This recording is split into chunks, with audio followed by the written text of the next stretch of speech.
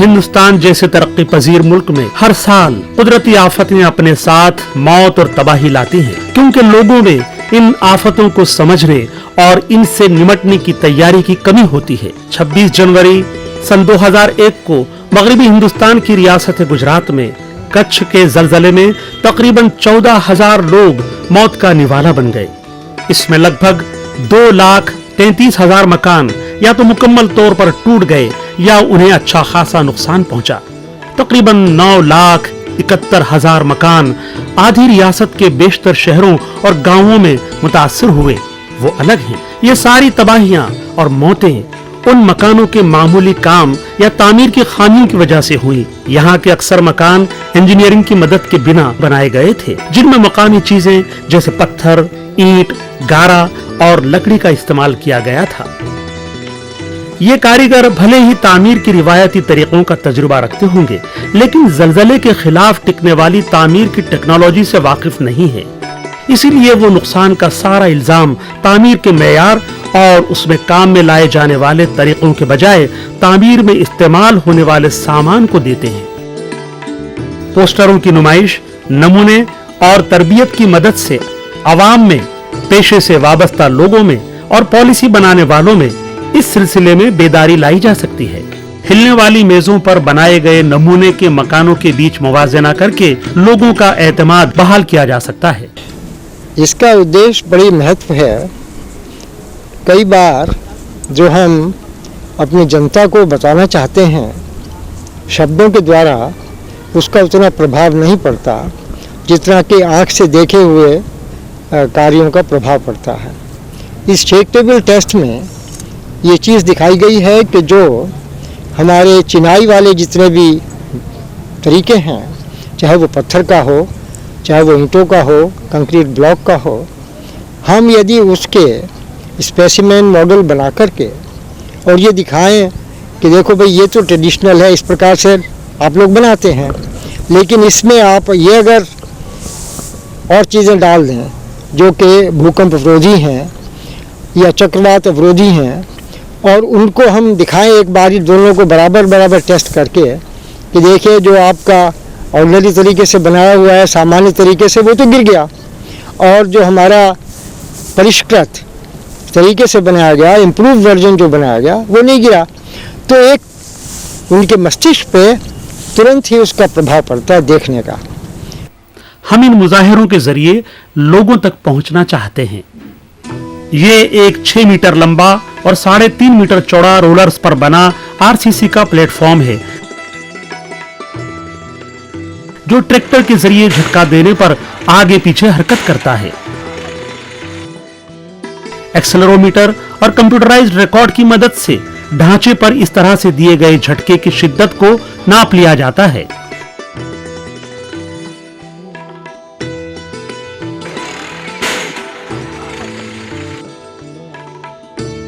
पिछले जलजलों के दरमियान मुख्तलिफ चीजों से बनाई गई दीवारें तो गिर गई थी, मिट्टी के खपरेल से बनी हुई छतों को भी काफी नुकसान पहुंचा।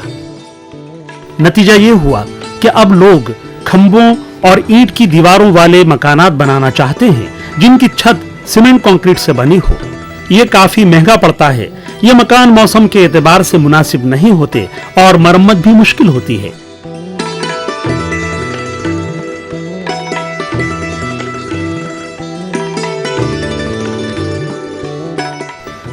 मेरे दाएं ओर जो मकान नजर आ रहा है वो इस इलाके का आम मकान है। ये पत्थर और गारे की दीवार से बना है और लकड़ी की बल्लियों पर टिकी हुई खपरेल की छत वाला है। दूसरा मकान जो मेरे बाएं तरफ है वो जलजले में बेहतर मुजाहिमत के लिए सुधार कर बनाया गया है। ये मकान आम मकान जैसा ही नजर आता है, लेकिन इसमें पत्थर और गारे की दीवारों में हर 10 मुरब्बा फीट पर एक एक हेडर होता है। दीवारों से बेहतर तौर पर जोड़ने के लिए दीवारें एक ही वक्त में बनाई गई है। इसके अलावा हर कोने में लोहे की एक सलाख लगाई गई है। दीवार की ऊपरी सतह पर आरसीसी की 2 सलाख वाली पट्टी लगाई गई है जो हर दीवार में है। छतनी और कंक्रीट पट्टी को दो खड़ी सलाखों के जरिए जोड़ा गया है। तिकोनी दीवार के ऊपर भी ऐसी ही पट्टी लगाई गई है। यह एक तिकोनी पट्टी है जो ऊपरी सतह की पट्टी में पेवस्त है।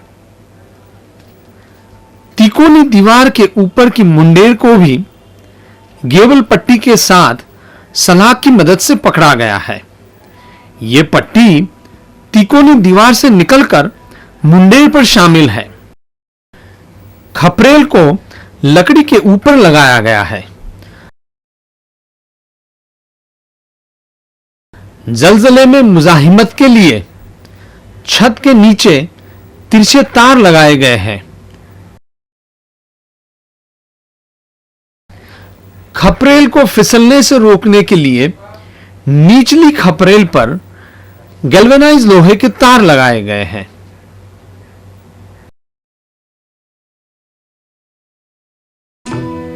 नमूनों को ट्रैक्टर की मदद से चंद झटके देने पर रिवायती तरीके से बनाए हुए नमूनों की कुछ दीवारों में दरारें पड़ने लगीं, जबकि कुछ दीवारों में खिड़की के कोने में से तिरछी दरारें पड़ने लगीं। जलजले मुजाहिमती मकानों में पट्टी की वजह से दरारें नहीं पड़ी। 10वां झटका दिए जाने तक ये दरार G4 तक पहुंच गई और साथ ही दूसरी दीवार तकरीबन गिर जाने जैसी हो गई। सुधारे हुए मकान के कोने में खड़ी सलाखों ने नुकसान नहीं पहुंचने दिया।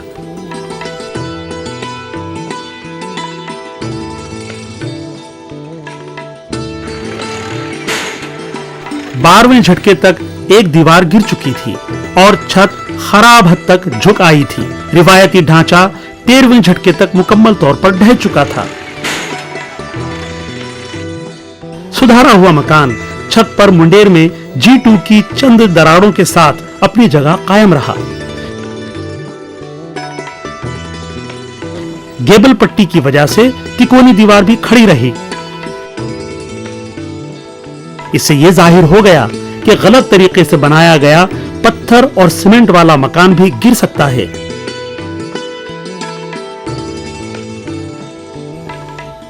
इसके बरखिलाफ जलजला मज़ाहिम टेक्निक से बना पत्थर और मिट्टी का मकान भी महफूज रह सकता है। हिफाजत के लिए यह जरूरी नहीं कि कोई मकान ईंटों, बीम और सुतूनों पर टिकी आरसीसी की छत से ही बनाया जाए। इन लोगों के लिए यह तजुर्बा काफी एतमाद पैदा करेगा और इन्हें यह तरीके इस्तेमाल करने की तरगीब भी देगा। यह सब होता हुआ वाकई जो देख चुके हैं। हाँ, हमने देखा कि ये उससे ज्यादा मजबूत है जो गिर चुका है। हमने जैसे देखा है वैसे ही मजबूत मकान बनाने होंगे। मजबूत मकान बनाने में ही फायदा है। जो मकान खड़ा है वैसे ही बनाएंगे। हर 2 फीट पर एक लंबा पत्थर जो हेडर कहलाता है वो लगाना पड़ेगा। इससे दीवार गिरेगी नहीं। जलजले में दीवार की एक परत गिर गई थी।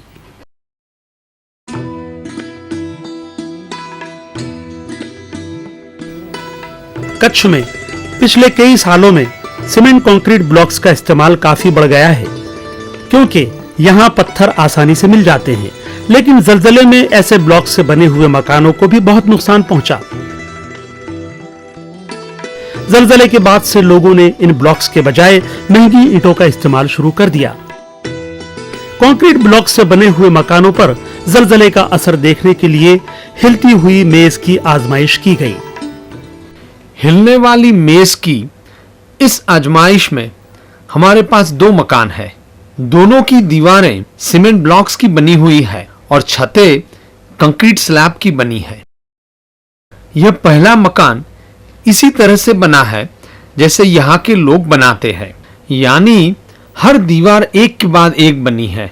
पहली दीवार बनाने के बाद जो चाल छोड़ी गई थी उसी में ब्लॉक फंसा के दूसरी दीवार बनाई गई और फिर तीसरी और चौथी दीवारें बनाई गई।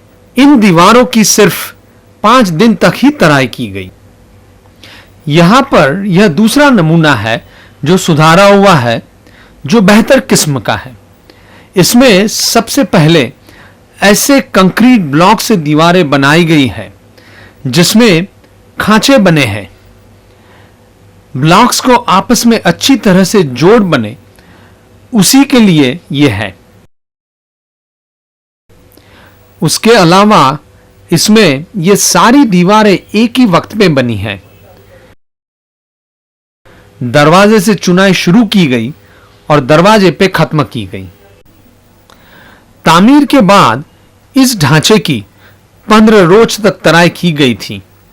उसके अलावा जलजले में बेहतर मज़ाहिमत के लिए हर कोने में खड़ी सलाखें ऐसे ब्लॉक की मदद से लगाई है जिसमें ऐसा छेद रखा गया हो।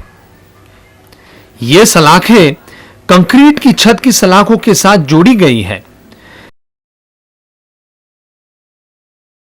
इसके अलावा खिड़कियों और दरवाजों के दोनों तरफ खड़ी सलाखें खिड़कियों और दरवाजों की मजबूती बढ़ाने के लिए लगाई गई हैं।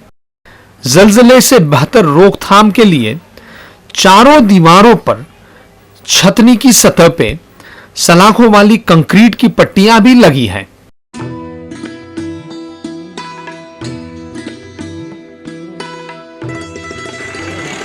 मामूली नमूने में ट्रैक्टर के तीसरे झटके पर ही तिरछी दरार पड़ना शुरू हो गई। 7वें झटके पर सारी दरारें G3 लेवल जितनी चौड़ी हो गई। दरवाजे के ऊपर की दीवार प्लम से बाहर चली गई। जलजला मज़ाहिम मकान में ऐसी कोई दरार नहीं पड़ी।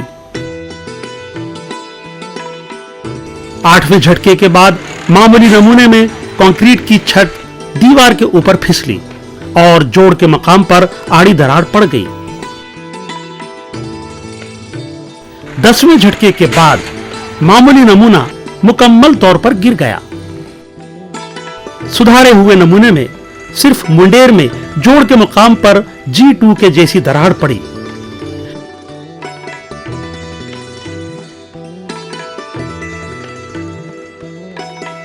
जेसीबी मशीन से एक ज्यादा शदीद झटका दिया गया, लेकिन किसी नुकसान के बगैर बर्दाश्त कर गया।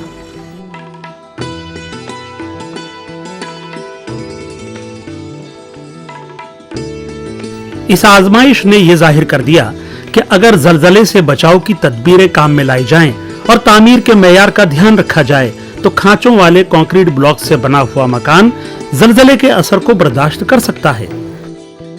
दीवारों और आरसीसी छत के स्लैब को कोनों में लगी हुई खड़ी सलाखों से बांधना जरूरी है। हर कोने में 4 खड़ी सलाखें लगाने से मजबूती नहीं होती, जबकि खर्च ज्यादा होता है। मैं ये मानता हूं कि इस तरह की आजमाइशें जलजला मज़ाहिम टेक्नोलॉजी को समझने में कारआमद साबित होंगी। इस तरह थोड़ा खर्च ज्यादा करने से मकान महफूज रह सकता है। सारे मकान इसी तरीके से बनाना चाहिए। इससे लोगों में यह भरोसा पैदा होगा कि मामूली खर्च बढ़ाने से मकान जलजले से बच सकता है। अगर इंजीनियर ये देख लेंगे तो फिर गलती नहीं करेंगे कि एक खड़ी सलाख, प्लिंथ और केबल बेंड से मकान ज्यादा मजबूत, सादा, सस्ता लेकिन टिकाऊ बनेगा और गांव वालों को भी इससे फायदा पहुंचेगा। ये इतने सारे झटके देने के बाद भी नहीं गिरा, इस तरह से जानें बचेंगी। मकानों के मालिकों को भी तामीर की इस नई टेक्निक के इस्तेमाल से वाकिफ होना जरूरी है। एक सलाख वाला मकान बीम और खंबे वाले मकान से ज्यादा मजबूत होता है। जो मकान हम एक सलाख को प्लिंथ, छतनी और स्लैब से बांधकर बनाते हैं, उसकी लागत 10 से 15% ज्यादा आती है। इससे मकान हम देख रहे हैं ऐसा ज्यादा मजबूत हो जाता है। एक सलाख भी काफी मजबूती देती है क्योंकि चारों सिरे उसको बांधकर उसे ज्यादा मजबूत बनाते हैं। पिछले जलजले के बाद लोगों ने अपने थोड़े नुकसान वाले मकानों को जमीन दोज करके नए मकान बना लिए। हालांकि उसके बजाय वो अपने मौजूदा मकानों को ही रिट्रोफिटिंग के जरिए जलजले में टिकने वाले बना सकते थे। ऐसा करने में उन्हें नए मकान पर खर्च की गई रकम के 15% से भी कम लागत आती। दूसरी तरफ कई लोगों ने गैर साइंसी तरीके पर अपने मकानों की मरम्मत की और उनकी नाजुक हालत जाने बगैर ही उनमें रहना शुरू कर दिया। ये सूरत हाल टाली जा सकती थी अगर मरम्मत के दौरान ही रेट्रोफिटिंग कर ली जाती। इस आजमाइश का मकसद ये बताना था कि एक रिवायती तौर से बने मकान पर रेट्रोफिटिंग का कितना असर होता है। मेरी दाईं ओर का पहला मकान वैसा ही है जैसे शुमाली गुजरात और कच्छ के इलाकों के आम मकान होते हैं। ये मकान मिट्टी के गारे और पत्थर का बना हुआ है।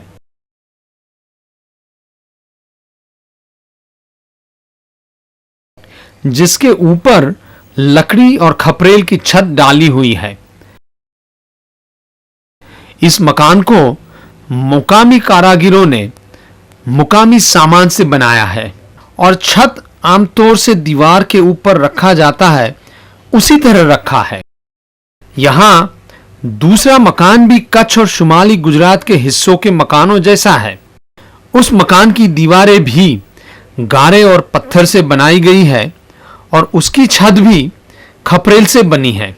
लेकिन इस मकान का आने वाले जलजले को ध्यान में रखकर रेट्रोफिटिंग किया गया है। रेट्रोफिटिंग में बुनियादी बातें इस तरह से है। इसमें सबसे पहले सिस्मिक पट्टा, यह पट्टा लोहे की जाली का है और चारों दीवारों के ऊपर लगाया गया है। ऐसा ही पट्टा दोनों ओर की तिकोनी दीवारों के ऊपर भी लगाया गया है। इसके अलावा दूसरी खास बात है दीवारों के हेडर। इसके लिए दीवारों में आर पार सुराख करके उसमें स्टील की सलाख डालकर उसे कंक्रीट में बंद किया है।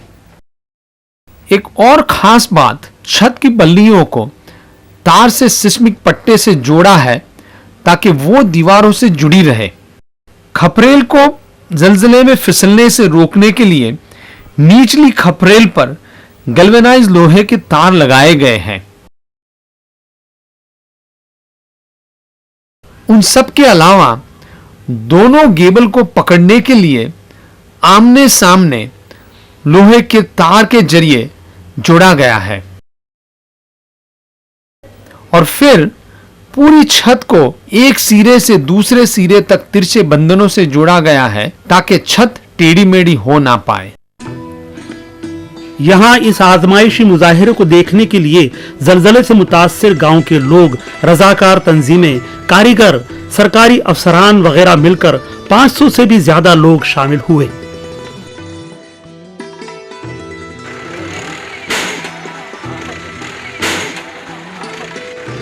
रेट्रोफिटिंग नहीं किए गए मकान पर जब मुसलसल झटके दिए गए तो 7 झटकों के बाद नुकसान ग्रेड 3 की सतह तक पहुंच गया और उनके दरवाजे की दीवारें फट गईं। जबकि रेट्रोफिटिंग किए गए मकान में कंक्रीट हेडर की मदद से पत्थर की दीवारें नहीं फटी। नवे झटके के बाद मामूली मकान झुक गया, जबकि रेट्रोफिटिंग किए गए मकान में कोई नुकसान नहीं पहुंचा। 10वें झटके के बाद मामूली मकान का शुमाल मगरिबी कोना गिर गया और जुनूब दीवार बाहर को झुक गई। रेट्रोफिटिंग की गई तामीर में मामूली दरारें आईं। जलजले की पट्टी की वजह से दीवारों में ज्यादा बड़ी दरारें नहीं आईं।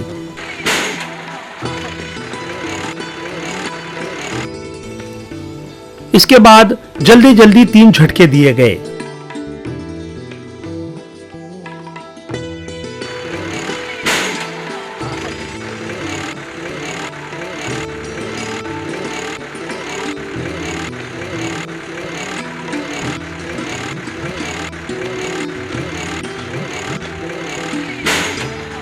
आखिरी झटके के बाद मामूली नमूना गिर गया, जबकि रेट्रोफिटिंग किए हुए नमूने में दरवाजे के पास एक छोटा सा हिस्सा गिरा।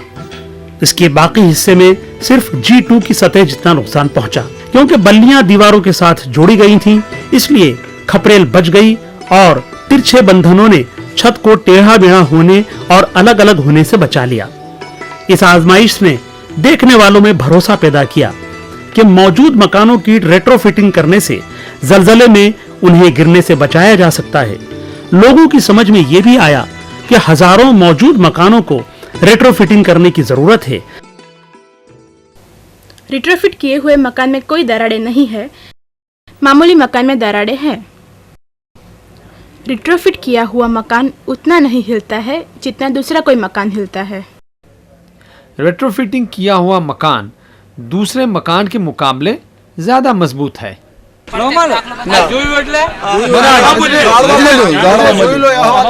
આ સાબુત થઈ ગઈ વાત, કે નક્કી વાત છે એમ.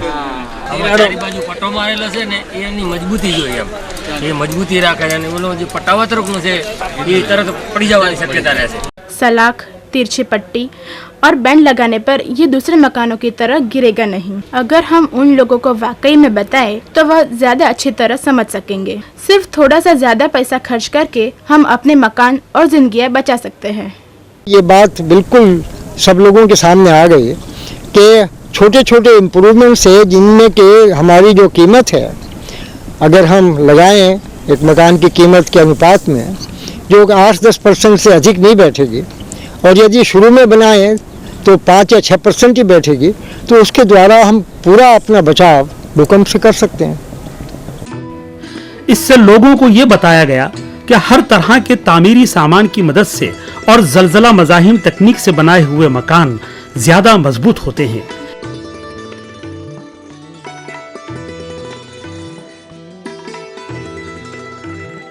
ये भी दिखाया गया कि रेट्रोफिटिंग एक मौजूद मकान को ज्यादा महफूज बनाती है। ऐसी टेक्नोलॉजी मुल्क के कमियाब वसाइल की बचत करती है और ऐसे हादसों के दरमियान मुश्किलों और मुसीबतों में कमी लाई जा सकती है।